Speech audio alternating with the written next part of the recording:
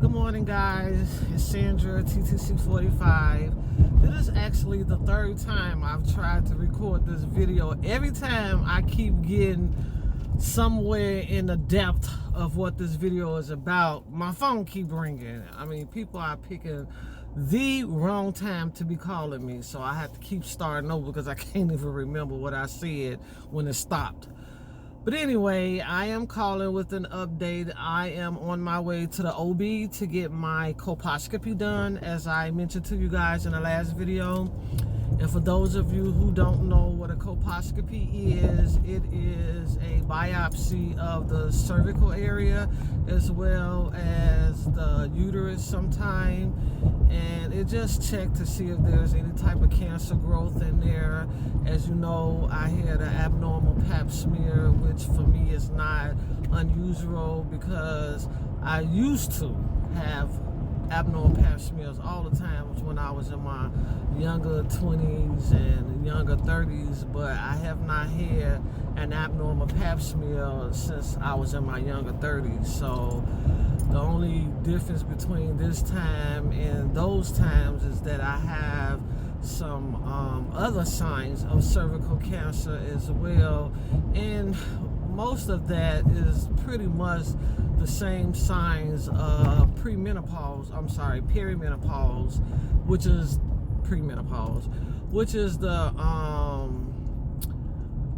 is what I should be going through anyway because of my age. So that's the only thing that kind of make me nervous, is that I have other signs. But I'm optimistic, just like with the other colposcopies that I've had in the past, that the test is going to come back normal and no signs of cancer.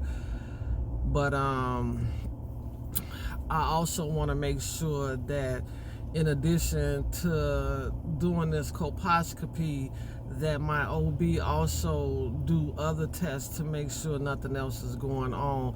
I guess I really need a peace of mind, even though I have talked to people, and a lot of people, including you guys, left me a lot of comments telling me that either yourself or someone you know, when they was going through perimenopause, was having some of the same symptoms I was having.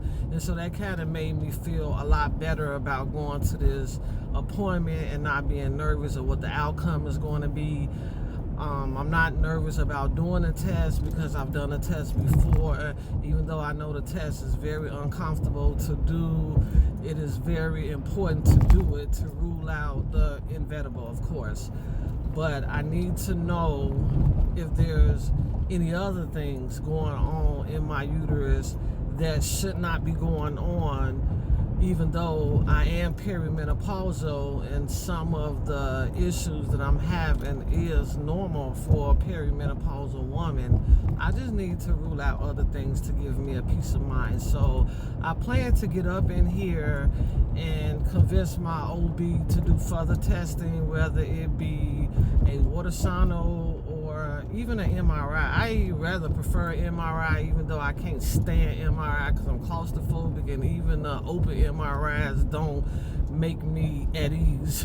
I still feel claustrophobic even in the open MRIs, but MRI pretty much can point out any and everything that's going on in the anatomy, you know, in my uterus, in my tubes, and anything else that's around that uterine area. So I want to know. That would also let me know where that fibroid is, what that fibroid can be doing to me, and where I have polyps. And you know, I just need to make sure that whatever is going on, if there's anything going on, they can get it taken care of before I decide to go and have this second IVF transfer. You know, I got plenty of time. I don't plan on doing this until the middle of October or after. So that means that if it has to be done in November, I'm okay with that as well. I just want to make sure that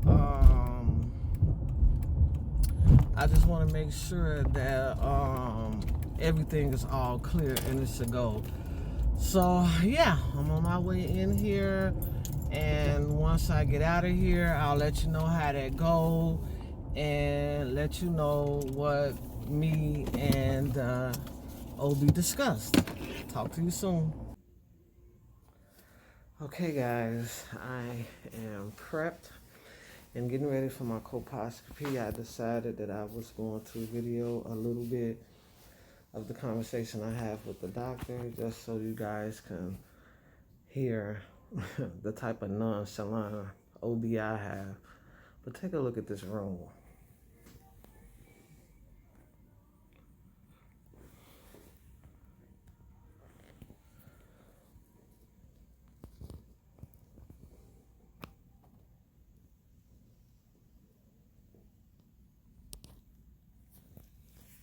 Don't this look scary? I can do this. I've been here before. So yeah, I'm gonna kind of talk to him about this, seeing if I can have further testing. I'm not really concerned about this result coming back positive for cancer. I'm not even going to speak that into existence. I don't think nothing is wrong. I actually had a pap smear, a couple weeks ago. That was the one that they found to be abnormal. But the nurse practitioner who did the pap smear, she talked about how good the cervix looked, no type of nothing on it or around it. So if my OB don't see anything on it or around it, he's not even going to biopsy it. He's just going to biopsy if he does see anything abnormal. So stay tuned, guys. I'm going to try to record as much as the conversation as I can get away with. Who? Adenomyosis. What is that? I'm telling you. Oh. So the lining of the uterus is called the endometrium. And then the muscle is called myometrium. And they're separate, right? When you do get pregnant, the uterus stretches so much. Some of those lining cells, they sneak in and live inside the muscle. Eventually, later on, you have your period, they try to grow like you usually have your period. And they are trapped inside the muscle. So they become painful, hurting, it becomes thick a little bit, and it bleeds more too. And over time, it gets worse and worse and worse. So it's very common in women in their 40s, okay? It's not unusual. Now, looking with ultrasound alone, you might not be able to see it very clearly, but usually it's a diagnosis when we remove the uterus for hysterectomy or bleeding or whatever. They say, all right, there was adenomyosis. So we know it's like a kind of, in retrospect, we know it happened, but this is very common. It causes very heavy, painful period and cramping. Now, the other problem you were having was the irregular bleeding. Your periods are not regular anymore, right? No. They are skipping late a little bit. Yeah. That's what I heard, right? Yeah, or that's from getting closer. I'm not. What that ain't. I ain't worried about the where the periods come. I cannot come on period for 6 months. I'll be happy. I'm not worried about that. And then this is gonna happen. You're gonna start spacing out a little bit, miss 1 month here, 1 month there, and eventually it's gonna be over. Yes. Well, can you just put my mind at ease and just do further testing, please? Do what? Further testing. Further testing for what do you want to do? Can you test for what? For anything like I got that history of polyps now. I mean, we can always do a camera look inside them if you want. On the other side, it didn't look like you had much, but if they're very small, they can be missed. Do you want us to do a hysteroscopy and then or MRI or something? MRI is not gonna happen. It's not for the. Can't you? Yeah, I thought they said you could see all of that in there. Yeah, no. The small polyps will not see. The ultrasound is your best thing for that. If there is an abnormality, then you can take a look. Relax a little bit. Whew, Lord, I'ma relax. You sure you got the long, skinny one? You know my cervix is way in the back. I did not get the long one. Okay, well you know my. Okay, guys, I'm back. Just left my OB, having my colposcopy done. Wasn't too bad. A little bit uncomfortable, but wasn't as bad as I remembered. But I had when I first got there, I was talking to the nurse, and she was telling me that he possibly didn't even have to do any biopsies, because what they do is take a look at the cervix first to see if they see any lesions, and if they do see any lesions, they will biopsy it and go from there. So when he came in, we discussed, what's been going on with the abnormal menstruals and the really bad cramping, in which I will hope I can get him to approve more testing to be done. I did kind of video some of what he and I talked about before getting started. I wished I would have video after he was done the things he and I discussed about, the possible scenarios, so that I can illustrate it to you guys much better. But I wasn't thinking, because I was too much trying to figure things out in my head. But he did go in and see a couple lesions on the cervical area, so he did take 2 biopsies. And he kind of explained the purpose of those biopsies. He didn't mention cancer at all, even though I do know that the HPV virus is definitely a sign of cervical cancer. I asked him what happens if the results were positive. He said, well, it depends. He said the way the results come back, if it's positive, it would be mild, moderate, or severe. And he said if it's mild, they not going to do anything but just have me to come back next year and retest it. He said if it's moderate, they will offer me the option of a procedure where they go in and they shave off the area. And he said after about 6 months, it usually grows back. Or just have me to come back in 6 months and retest again. Those would be the options if it's moderate. If it's severe, there is no other option but to go in and shave it off. So he told me that it will probably be in my best interest, once I'm done completely having children, to just go and have a complete hysterectomy and just get it over with. And I think I would agree. I think I would agree that I am going to have a hysterectomy, because I don't want to be dealing with this later on. He said unless menopause comes on. If menopause comes on, then I won't have to worry about having a hysterectomy, because without any bleeding, I don't have to worry about nothing. So I don't know. Hopefully menopause will come on. I don't know how to push it, but I would love for that to happen.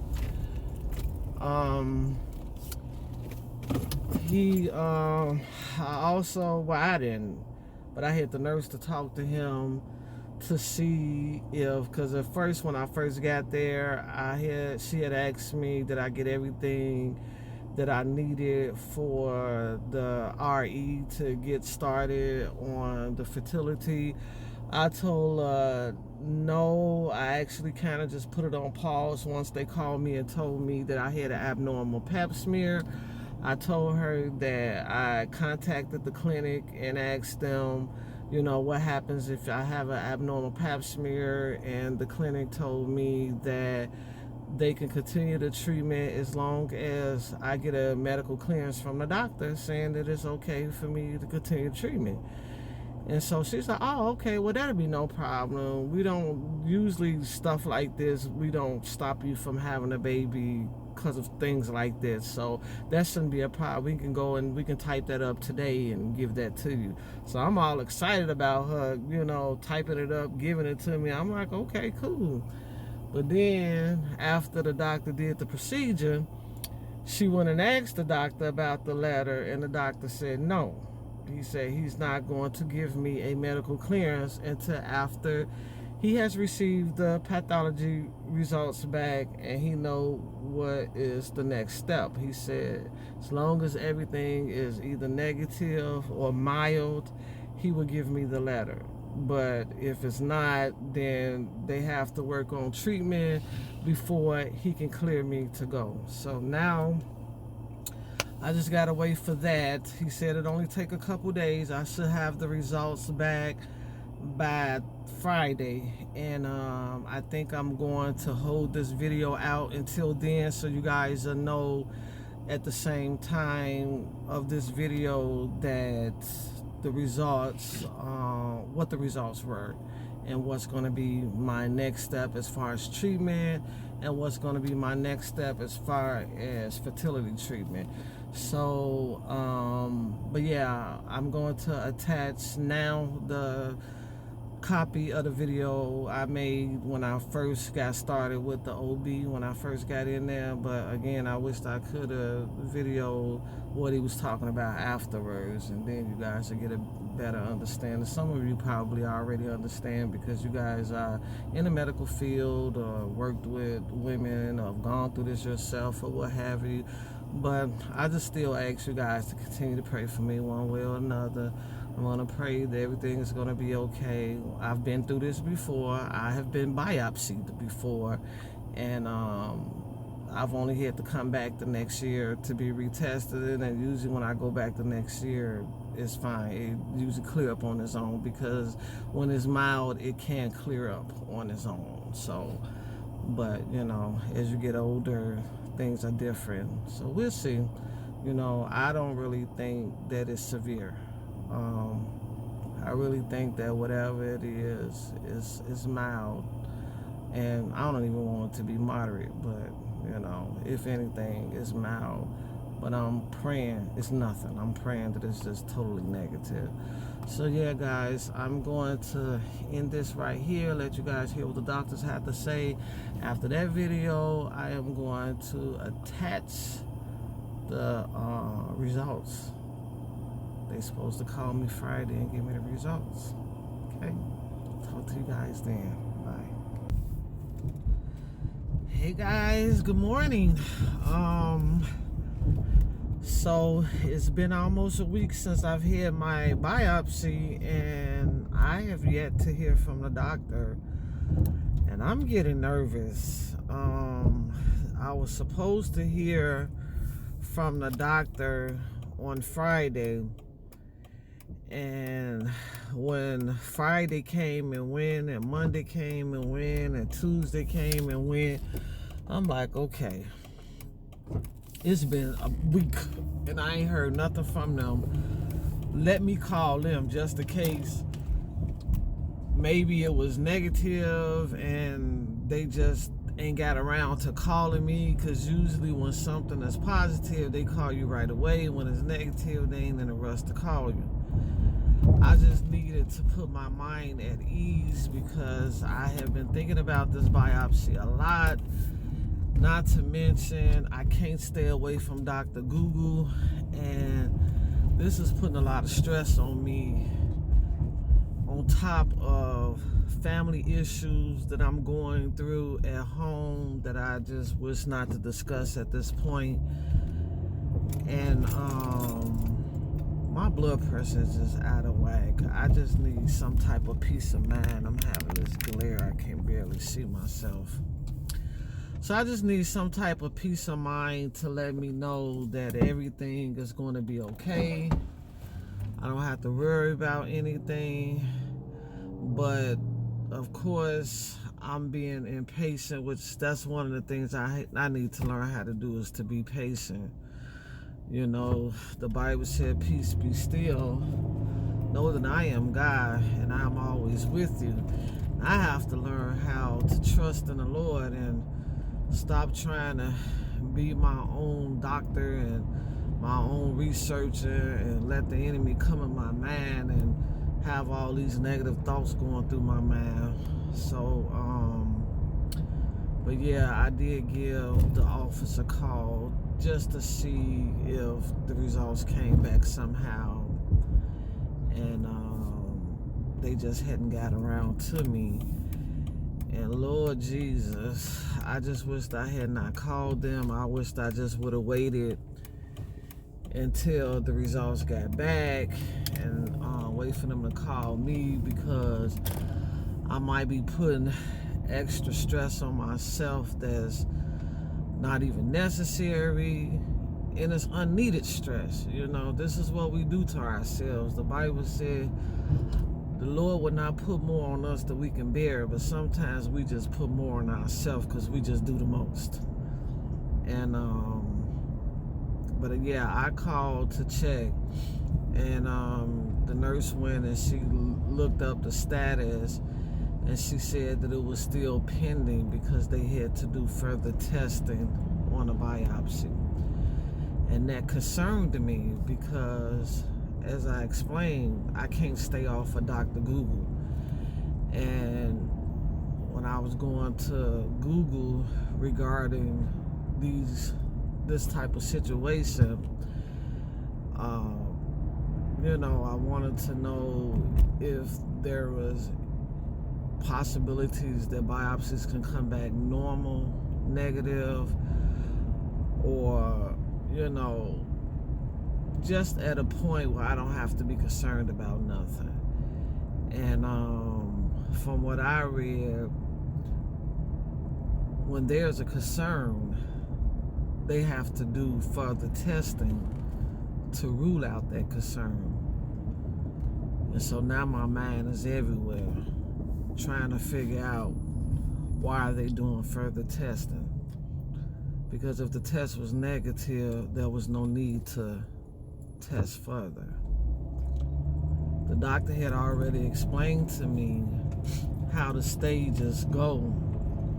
One stage that he failed to leave out was the cancer stage.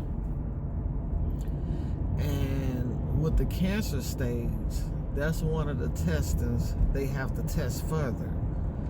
They have to test to see if that cancer spread it. And they can tell through the biopsy if the test spread it. And in those situations, my OB cannot treat me. I will have to go see an oncologist on OB.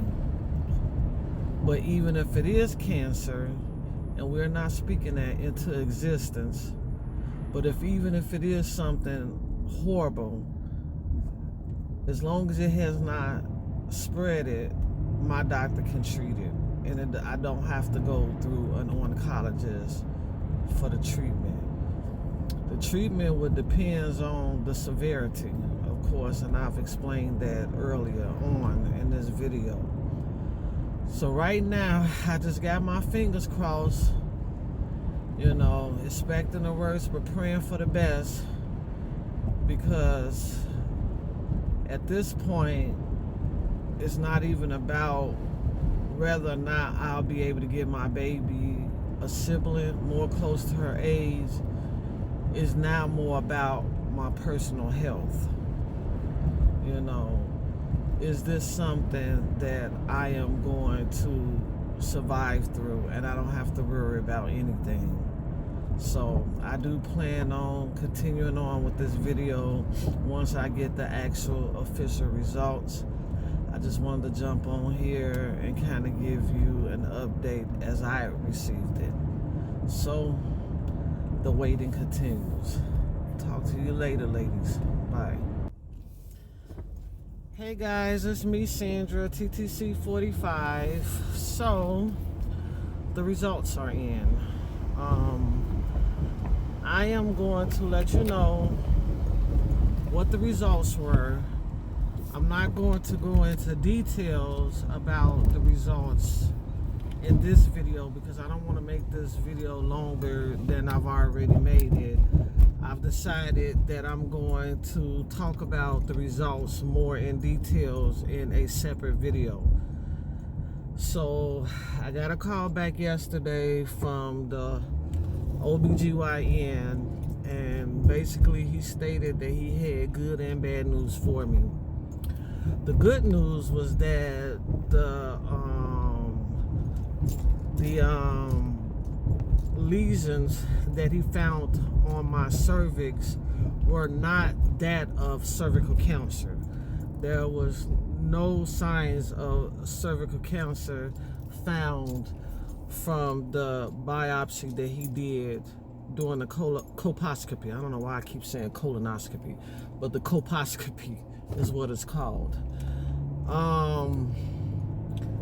However, the lesions did come back that of positive of what they call placenta site nodule.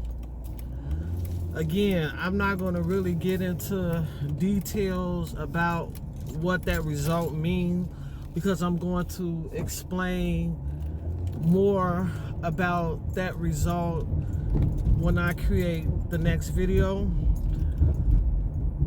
In other words, to give you the short version of this, I am not quite out of the woods yet. I have been cleared of cervical cancer, but now we have another cancer to worry about, and this one is cancer in the uterus. Typically, when you have a positive placenta site nodule, is usually because of some type of gestational cancer. Again, I'm going to get into more details of that.